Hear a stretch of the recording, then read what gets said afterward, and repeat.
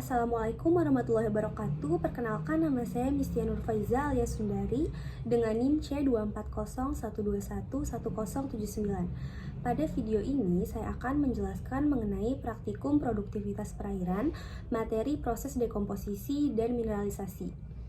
Tujuan praktikum kali ini yaitu mempelajari proses dekomposisi dan mineralisasi bahan organik, menentukan laju peluruhan bahan organik, dan mengamati pembentukan nutrien anorganik.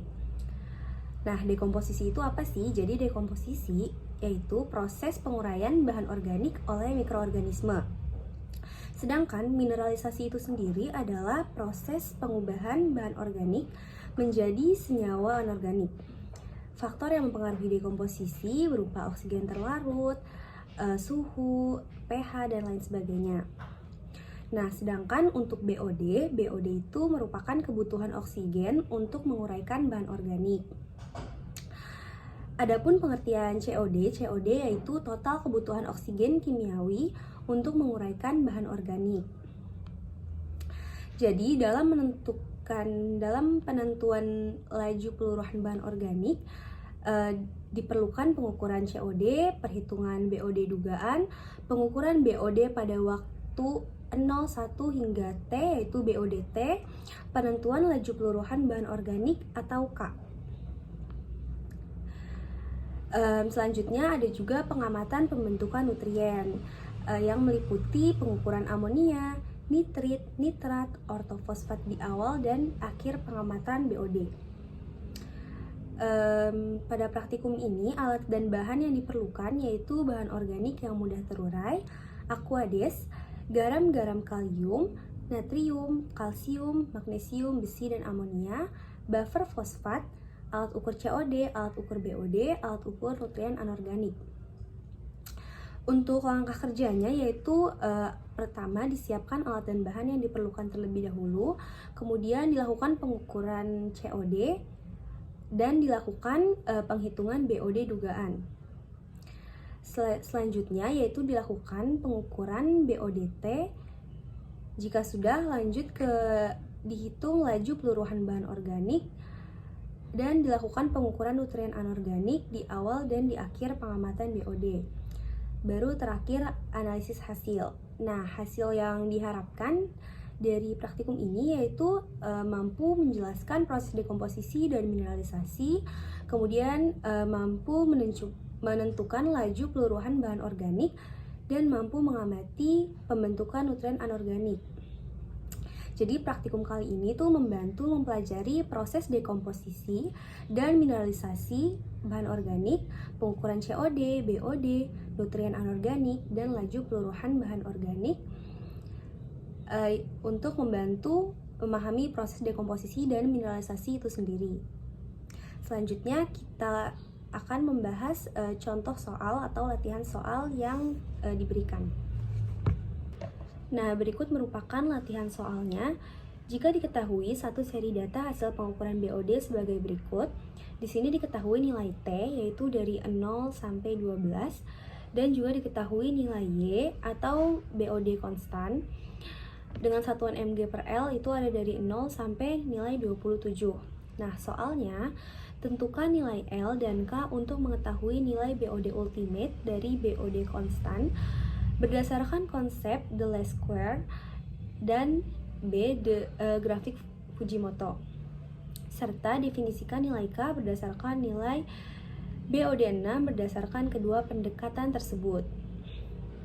Nah, jadi untuk waktunya tadi kan sudah diketahui ada 0, 2, 4, 6, 8, 10, 12. Untuk pengambilan contoh keberapanya atau nilai N-nya itu disesuaikan. Jadi ada pengambilan contoh ke 1 sampai ke 7. Selanjutnya, untuk nilai Y-nya juga sudah diketahui, ada nilai 0 sampai 27. Nah, di sini kita harus cari nilai Y kuadrat, Y aksen, dan YY aksen. Substitusikan dan definisikan nilai K dan L. Definisikan nilai K dan L pada Y6, Y pada T ke-6, dan buat grafik Fujimoto. Oke, langkah pertama yang kita lakukan di sini yaitu mencari nilai Y kuadrat. Nilai Y kuadrat didapatkan dengan mengkuadratkan nilai Y yang telah ada Seperti contohnya pada nilai Y kedua itu ada 8, nilai Y ketiga ada 13, jadi 13 dikuadratkan sama dengan 169. Nah, untuk mencari nilai Y kuadrat hanya mengkuadratkan nilai Y yang telah ada tersebut. Terus untuk mencari nilai Y aksen itu udah ada rumusnya. Y aksen sama dengan Y n plus 1 min Y n min 1 per 2 delta T. Nah, untuk Y n plus 1 di sini, misalkan kita ambil pengambilan contoh kedua, berarti Y n plus 1-nya yaitu 13. Y-nya 8, berarti Y n plus 1-nya 13. Dan Y n min 1, yaitu pengambilan contoh sebelumnya, yaitu nilainya 0. Jadi 13 dikurang 0 per 2 dikali delta T. Delta T di sini yaitu 2. Jadi 13 per 4 sama dengan 3,25. Jadi di sini kita bisa dapatkan nilai Y aksen dari pengambilan contoh kedua yaitu 3,25. Nah, untuk selanjutnya, substitusikan angka yang didapat berdasarkan percobaan pada langkah pertama dari persamaan. Nah, untuk rumus ini juga sudah tertera pada panduan, yaitu NA plus B sigma Y min sigma Y aksen sama dengan 0. Untuk yang kedua yaitu A sigma Y plus B sigma Y kuadrat sama min sigma Y aksen sama dengan 0. Untuk di sini kita masukin nilai NA yaitu N sebelum N6, jadi ada 5, yaitu 5A. N yang kita pakai itu jadi 5. Jadi 5A plus B sigma Y. Sigma Y di sini yaitu 85, itu dari ditotalin jumlah Y-nya atau penjumlahan semua Y itu 85 nilainya, plus 85B min sigma Y aksen. Sigma Y aksen di sini yaitu 11.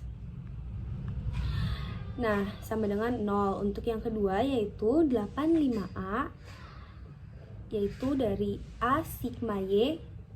Sigma Y di sini 85.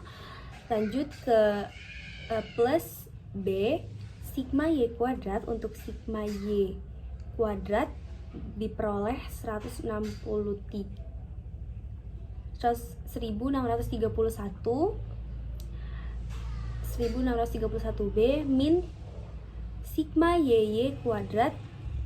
Sigma Y kuadratnya kita peroleh 168,75